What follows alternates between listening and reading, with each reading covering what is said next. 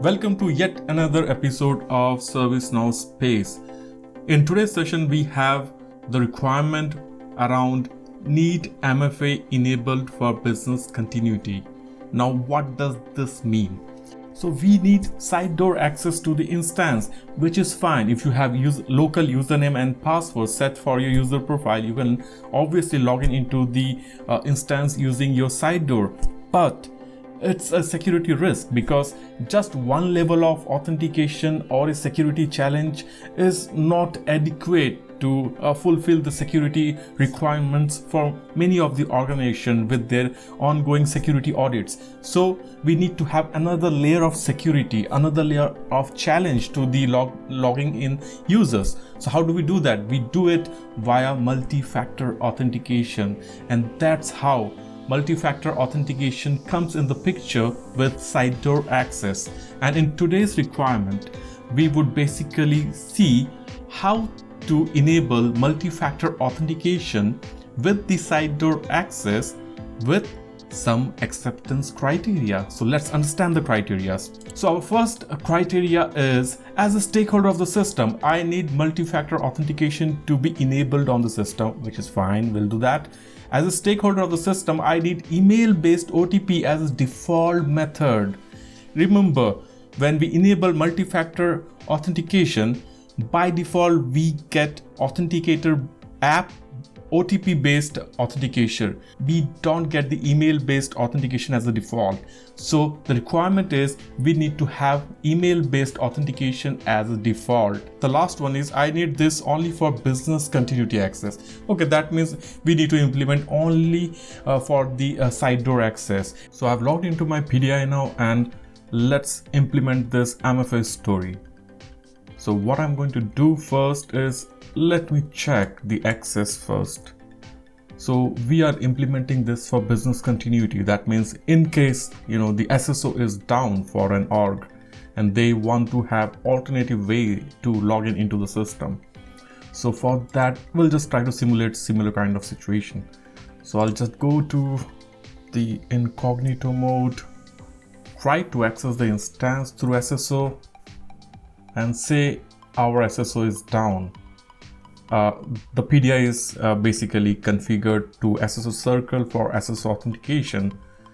So now suppose we don't have the SSO authentication working at the moment. So how do we log in? So I'll just use the side door and I'll use this user account, which is a test user account.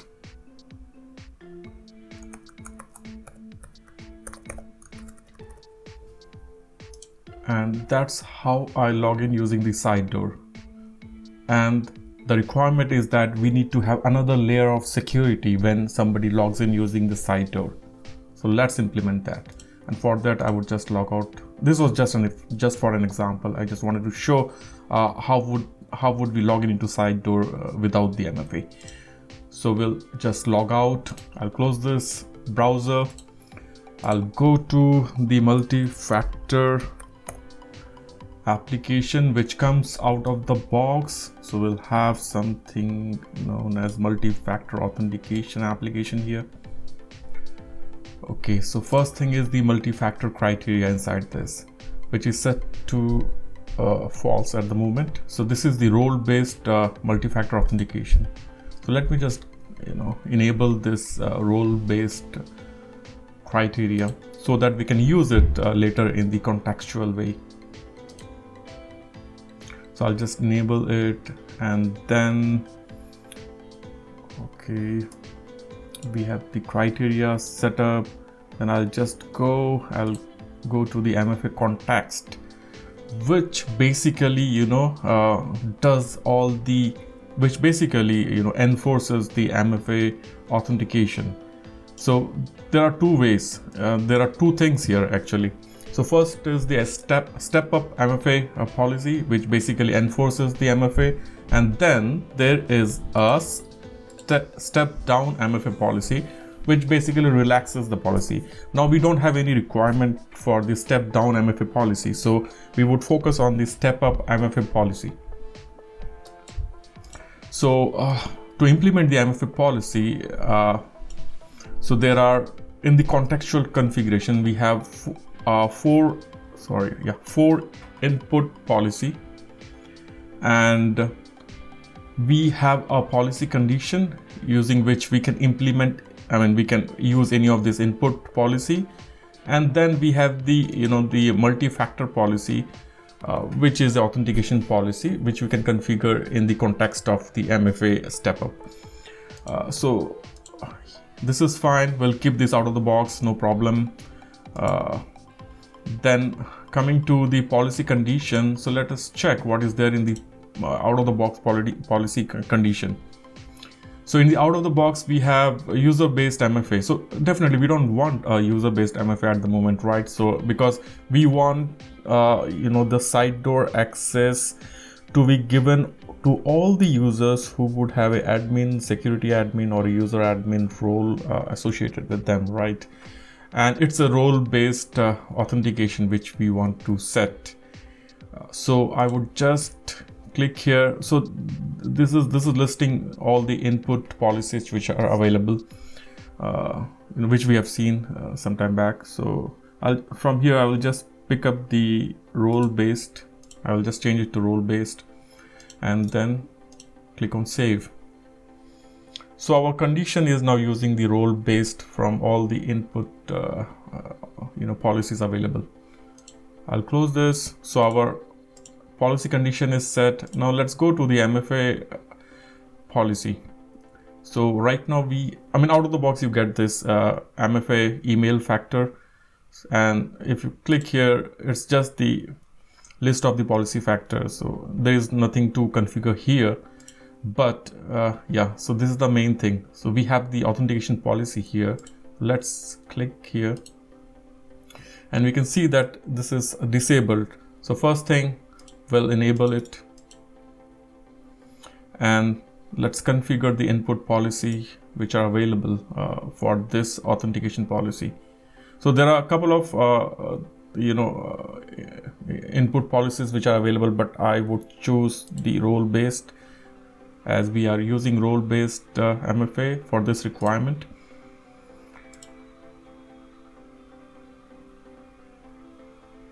And then I'll go to the policy condition, and I have to set up the the policy condition here. So for that I would click on new. I'll just give a name to this condition, say role-based access for email, and then I have the input policy listed here as a role-based MFA. So if the role-based MFA is true, then use it for the email authentication in case of MFA. So let's click on submit. So our email policy is set. Our input is okay. I'll just save it, close it. So we are done as far as MFA context configuration is considered. So we have set up the multi-factor criteria as RBAC, role-based access. We have configured the MFA context configuration for step-up MFA policy, and then the last thing is the properties. So from here now we enable the multi-factor authentication. So I'll just click on this system property.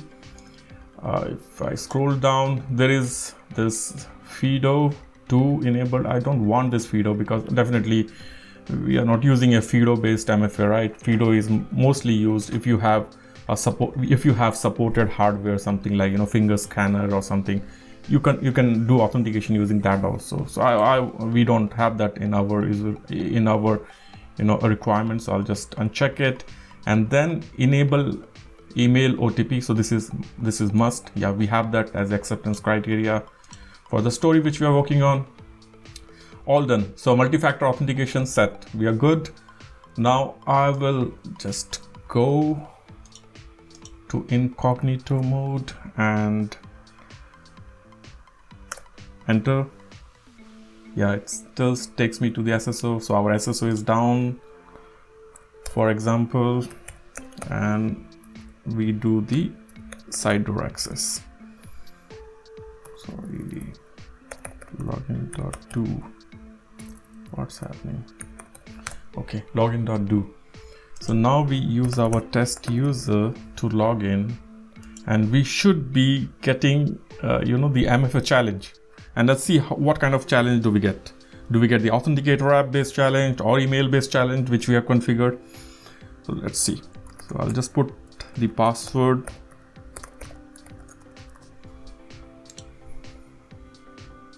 There you go. So we have the authentication challenge here, but as you see here, it's TOTP based, which is basically the authenticator app challenge.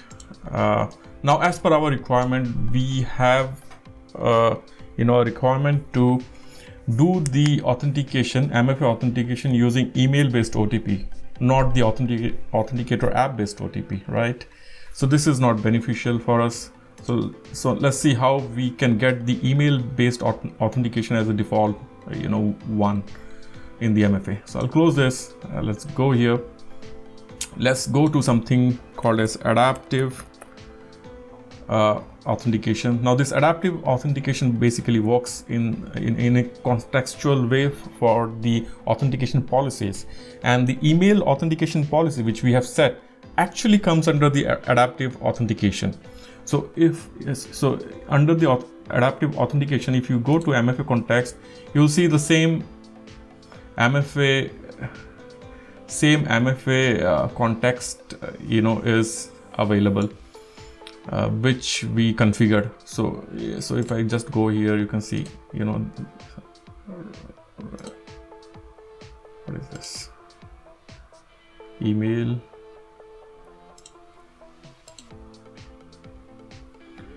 Okay, and this is input criteria which we set sometime back, and this RBA email which we set sometime back, right, in the multi-factor. So it is the same, you can compare the SSID, it's the same SSID, it points to the same record.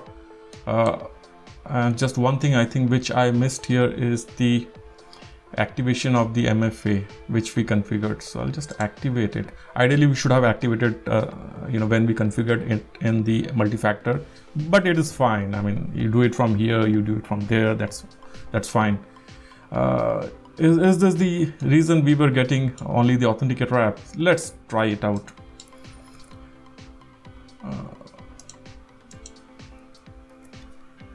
I thought the context is enabled. So let's try now with the context enabled. Does it pick up the email based one? Test user.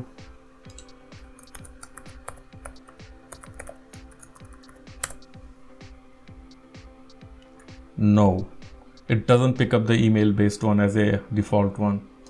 So something is missing. So let's go to the adaptive authentication and let's enable the adaptive authentication, because if you see here, by default it is not enabled. If you enable the multi-factor, it does not automatically enable the adaptive authentication. You have to explicitly go into adaptive authentication and then enable it from here. Do we need to enable anything else? No, I think this is enough. All these are login and basically debugging information which you would want to enable, which we don't want, right? So it's just the adaptive authentication, so that our email authentication policy, which is configured in the MFA context, works with the multi-factor authentication. So I'll just save this. So we are good. So our multi-factor authentication is enabled. We have enabled the role-based criteria. We have configured the MFA context. We have enabled and configured the email-based authentication policy, and then we have enabled the adaptive authentication. So we are all set. Now let's see. are we able to achieve what we are looking for with this new story? So I'll just go to login.do to access my side door. So this is a test user. Okay.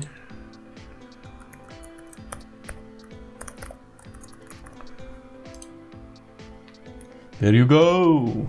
So we have the email based authentication as a default one in the MFA, which we wanted to implement. So that's done now. So the OTP has been sent to my email address, but since this instance is basically it's not connected with the email server, so right now I'll pick up the OTP from the don't worry about this recent thing. We'll pick up the OTP from the email logs.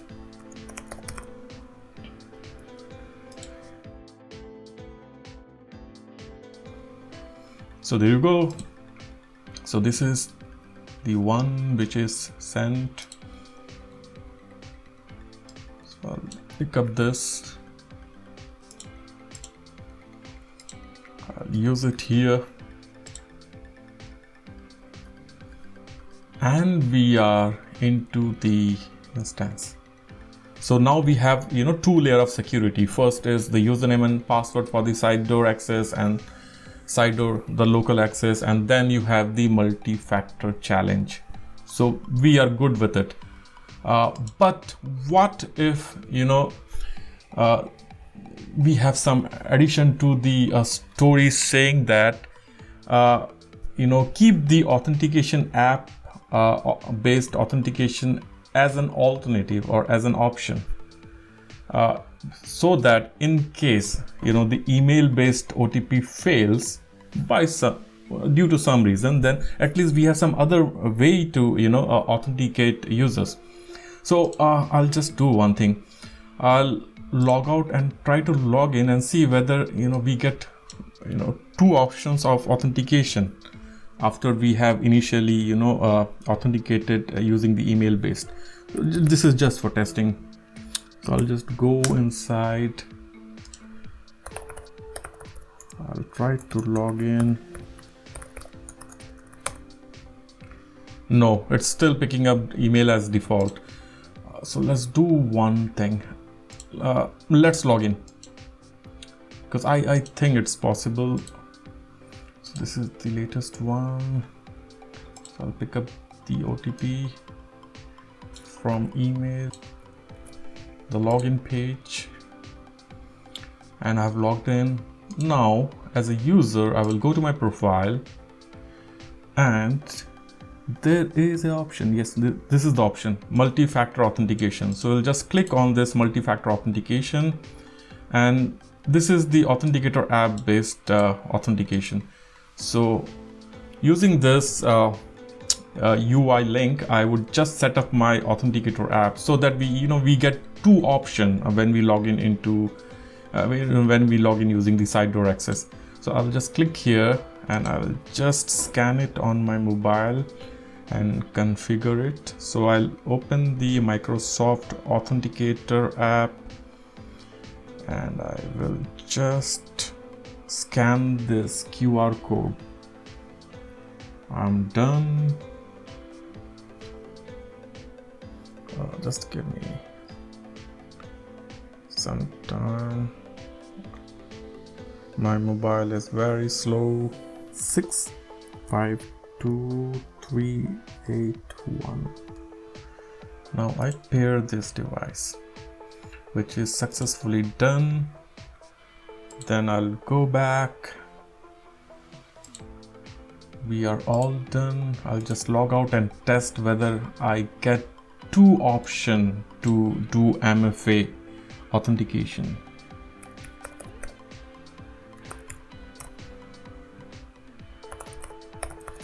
Test user.